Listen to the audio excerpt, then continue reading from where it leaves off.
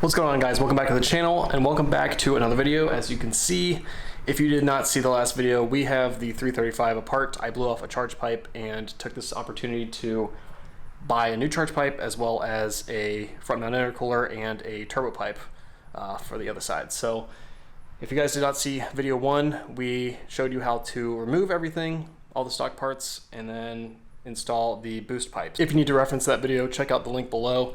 Today we're going to be installing the charge pipe, and then we're finally going to wrap it off with the intercooler. And once again, all of these parts are from ARM Motorsports. I will put links in the description below if you want to buy this exact same products.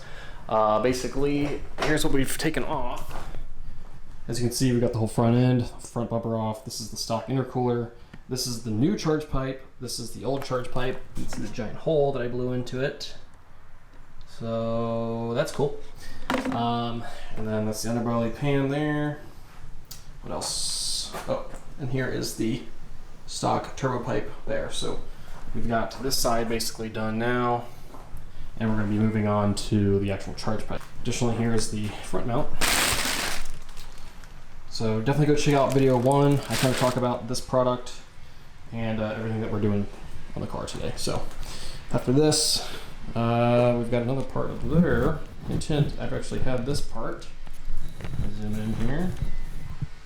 You guys can see that. It's VRSF, that's a catless downpipe. So I've actually had that sitting there for about a year. So that will be coming soon. And then, yeah, we're gonna need a tune. So let's get this party started. So this charge pipe kit actually came with some additional hardware here. So I mentioned this in my first video, but if your car is a automatic, you will have a vacuum hose or vacuum line with a vacuum hose.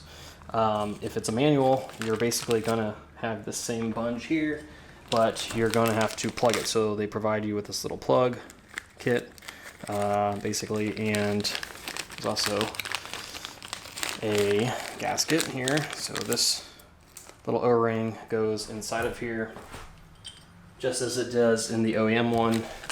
And then they also provide you with 2 new screws, and these screws are going to be for your MAF sensor right there. So got to utilize those, and just make sure you don't forget to put this O-ring in there.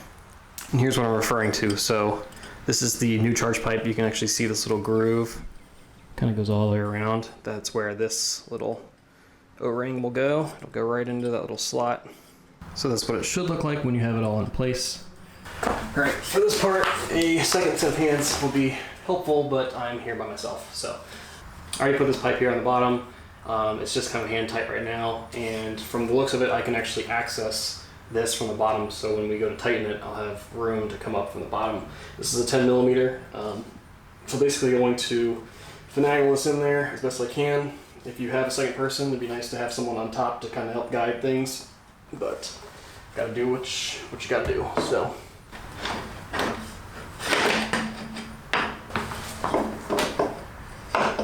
okay, so that's not gonna work. I have to take this piece back off. We just don't have the space to do it. So all right, let's try this again. Just got the metal pipe first. Trying to bang up your pipe the whole time. Let's see, maybe we can go from the top.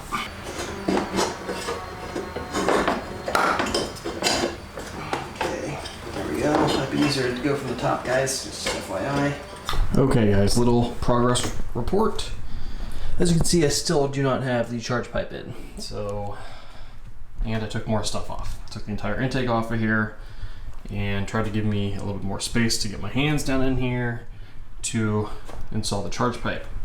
However, what you don't hear is how difficult it is to get the new charge pipe back on. So as you saw before, I put the new gasket inside of here, the little O-ring. So that's sitting perfectly in its spot. And it's such a tight fit that I literally struggled for 2 hours trying to get this thing on and still failed. So I actually posted on Facebook on an F30 group to see if anybody had any tips. And everyone's just like, you just gotta kind of have to muscle it on there. So the other alternative, which is what I'm contemplating on doing, is removing the throttle body. So there's actually 4 of these screws right here. One there, and then 2 on the bottom that I could remove, and then theoretically take the entire throttle body off the car, and maybe that will give me a little bit more room and a little bit, you know, a little more ease to put the charge pipe on and then reinstall. So I just don't know how difficult that's going to be. I mean, I think it is just the 4 screws, but if there's a gasket under here, which there likely is, I don't know if I need to replace that or if it's going to be damaged or not coming off. So I don't know. At this point, I'm going to give it another couple tries. This is a new day. Figured maybe, you know, maybe I was really tired, I couldn't get it on, so gave myself a day to kind of relax and take it easy and try to start again. So I'm going to try the charge pipe on here a couple more times, and if not, I think this is going to be our next best thing, is to remove the throttle body. Okay, so as you can see, I did not get it in, and now the throttle body is missing. So I pulled the throttle body out. It actually took 4 of these 10mm screws here. So the 2 on the bottom are a little bit hard to get to. So the way this is positioned is it's sitting like this inside the car. So you see the 2 on the top here, and there's 2 on the bottom. And then there's additionally a vacuum plug that you need to remove, as well as a little Molex plug right there on the bottom side. So it sits in there like this. One thing you do need to be mindful of is the little gasket here. This may get stuck on the other end, or it may come out with the actual throttle body itself, but you want to make sure that this is still intact and in its original spot. So before putting this back on, just got to make sure it's all lined up and you should be good to go. And I looked at it, it looks pretty normal. There's no wear or anything on it, so I think I'm safe to reuse that. But now that we have this off, I'm going to attempt to put the charge pipe on. We'll see how that goes. I'm going to try to manhandle this on. I'm sure it'll still be difficult.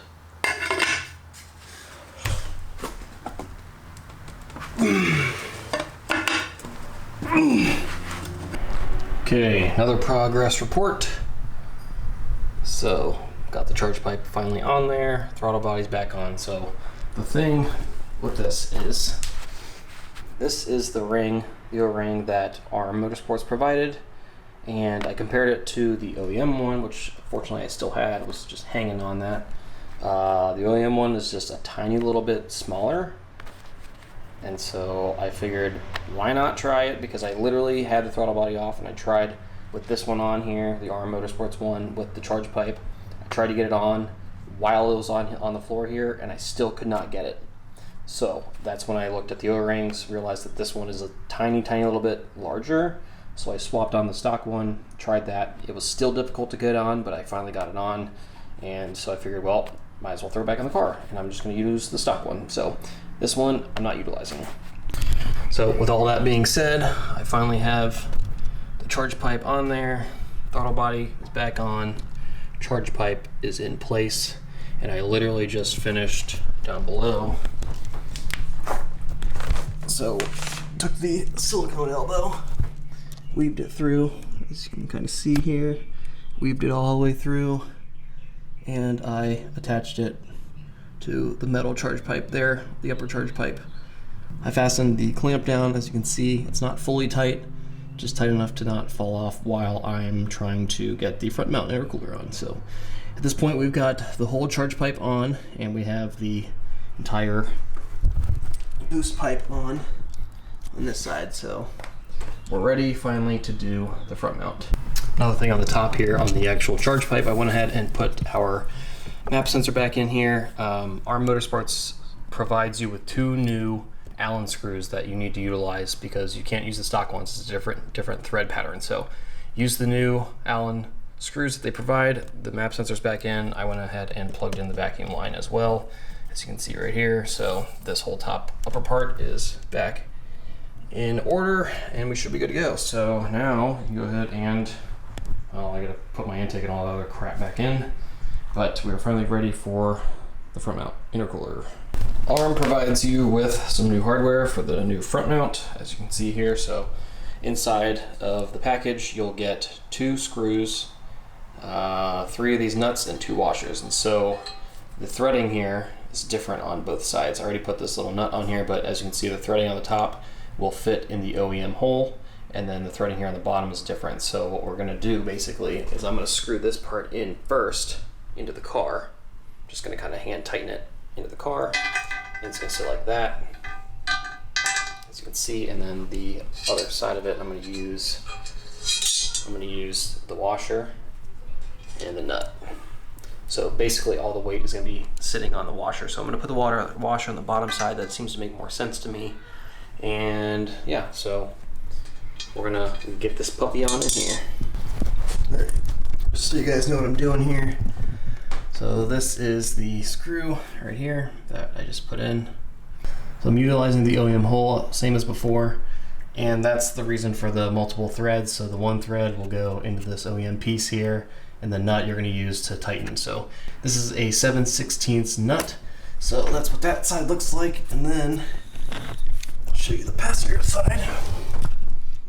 So this one I'm still screwing in, but you can kind of tell what I'm doing there. Okay.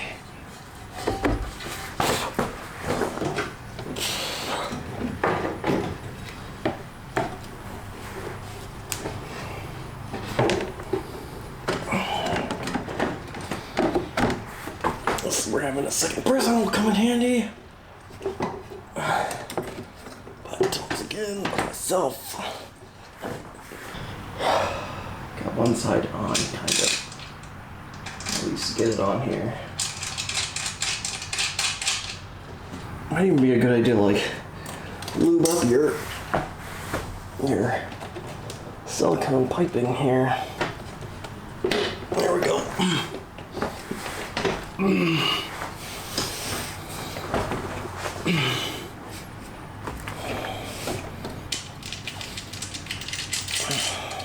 Whew.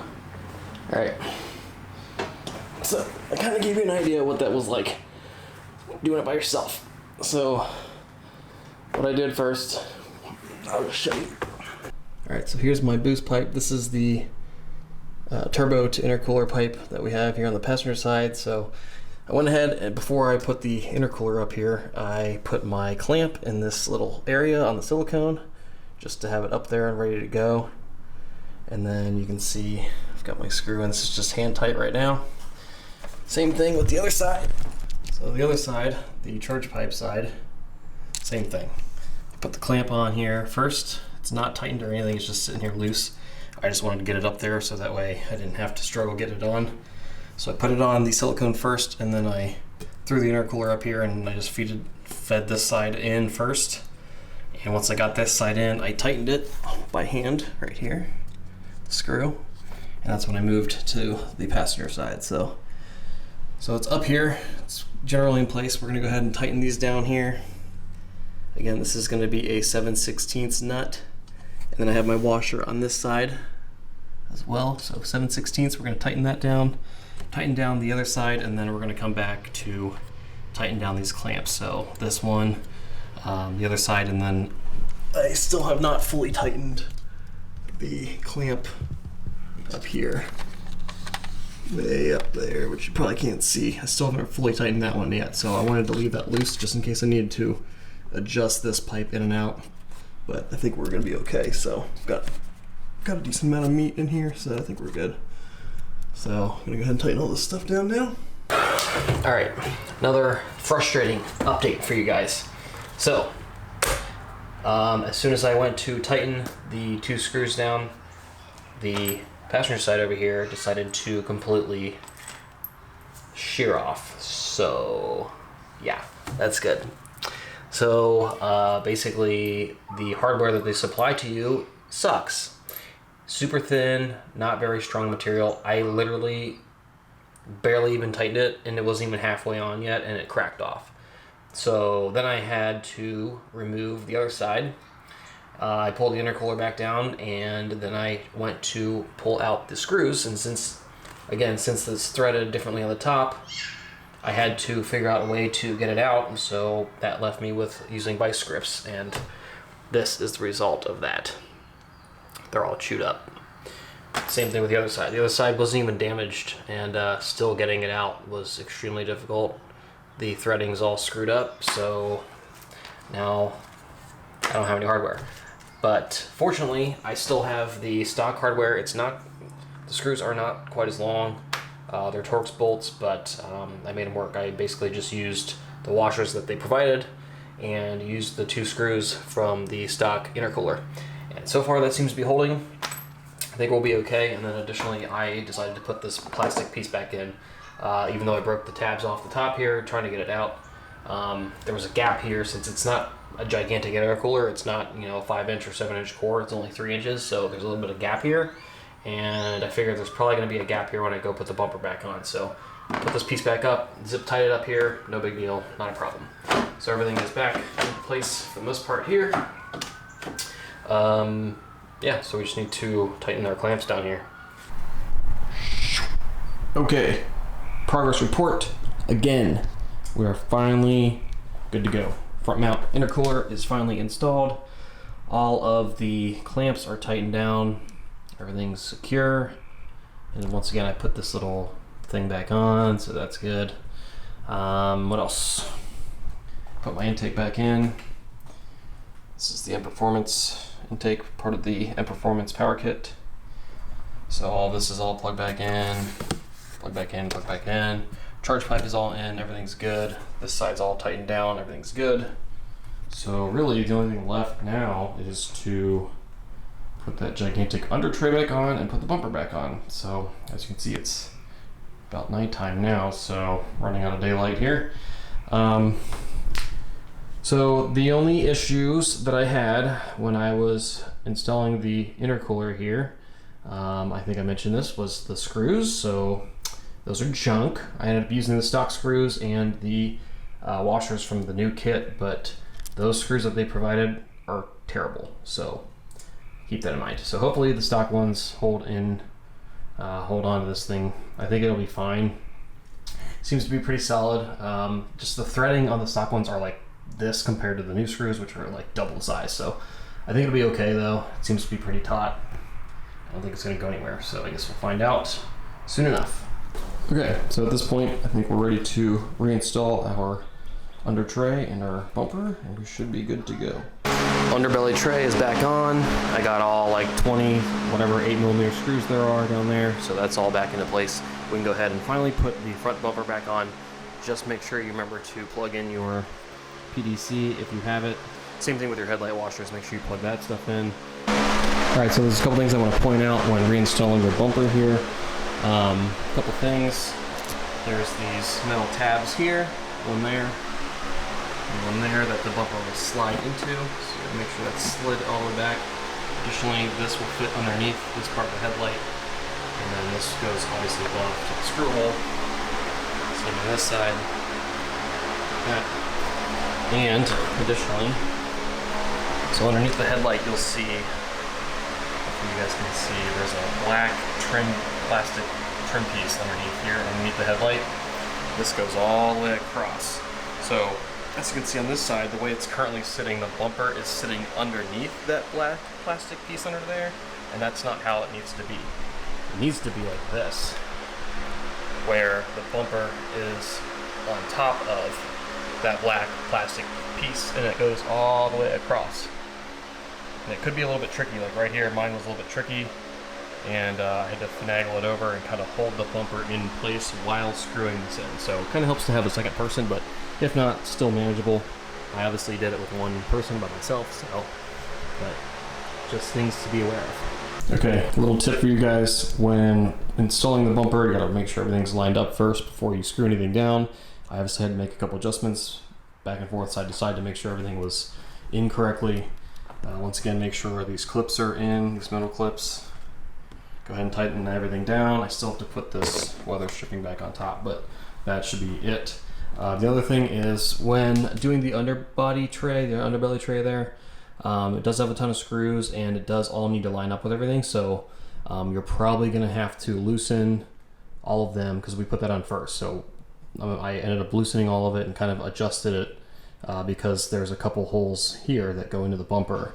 And so that underbelly pan goes underneath, it goes above the bumper in these little sections here. So they weren't initially lining up, so I had to kind of loosen all the screws, all 20 plus screws of them, and kind of push it forward and get these in first. and then I went back around and then tightened it all. So just keep that in mind. You might want to keep the underbelly pin loose first before you tighten it all down. It's always good to kind of leave all your screws a little bit loose just to make a couple minor final adjustments, some fine tuning. But there you have it. Everything's back to normal for the most part, and intercooler sits back there. It's not very big, so it doesn't look obtrusive or anything. It looks very stock for the most part. But I'm gonna wrap this up and take it for a drive. Okay guys, it's all buttoned up. Everything's back to normal, so it appears. So now is the true test, whether or not we still have a check engine light on the dash. I'm not sure if I need to reset the battery and stuff to try to reset the ECU or what, but I guess we'll take a look here.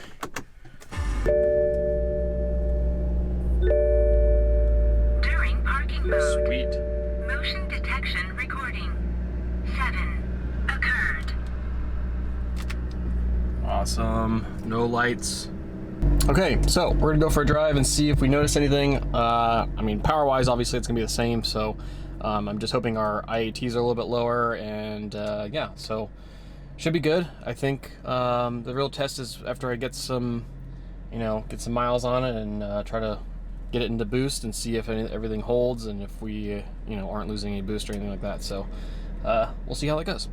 So during this first initial drive, I'm just kind of listening for any weird noises or abnormalities, anything like that. So far, so good. Car's not warmed up yet. We're still at 160 degrees, so I'm not going to push the car yet until the car is fully warmed up. So just going to casually drive around and make sure everything is sound for now. And so far, so good. No lights. Okie dokie, so looks like we're right about at operating temperature right now, so I think it's probably safe to go ahead and give her the beans. So let's see how that goes. Alright, here we go. Time to test her out. Let's see how she does. And go. Yep, back in boost. Oh yeah, this thing hauls. Wow, buddy. Okay. Yeah, this car hauls balls. Okay, so yeah, safe to say that we're back in boost. Everything feels great. It pulls like a freight train, and it's probably faster than my M3, so as soon as I get a tune in here, it's gonna be even faster. It's gonna be game over. So car feels really, really strong. I'm glad that everything finally worked out. We got the whole car back in, in one piece basically, so can't complain. I think it's just a matter of testing to see if the car is runs a little bit cooler. I'm gonna have to kind of compare as time goes on, but so far it looks pretty good. Everything sounds good, and we don't have any problems, so good. Well, that just about wraps up today's video. We finally got the car back in order, and so far the ARM Motorsports components are pretty good. Again, the only hiccups I really had were the charge pipe, obviously, and the little broken shitty screws that were provided, so I ended up using the stock ones for the intercooler. But other than that, everything seems to fit nicely and everything went on smoothly for the most part. So it is just a time-consuming install, so just keep that in mind. I mean, I kind of took my time a little bit, so I kind of spread it over the course of 2.5 days, 2.5 evenings basically. So not a huge deal, but everything's back in order, and I saved myself a lot of money. As opposed to going to BMW or some other aftermarket performance shop or whatever to get to get all this stuff installed. So hopefully the DIY was helpful for you guys. If you guys have any comments or questions or concerns, please let me know. The install is probably pretty universal for all other brands, so it doesn't have to be ARM Motorsports, but I was just kind of giving you an idea of what my experience was like with the ARM Motorsports components. So other than that, if you guys have any comments, questions, concerns, please let me know. Otherwise, we will see you guys on the next video. Take care. Thanks for watching.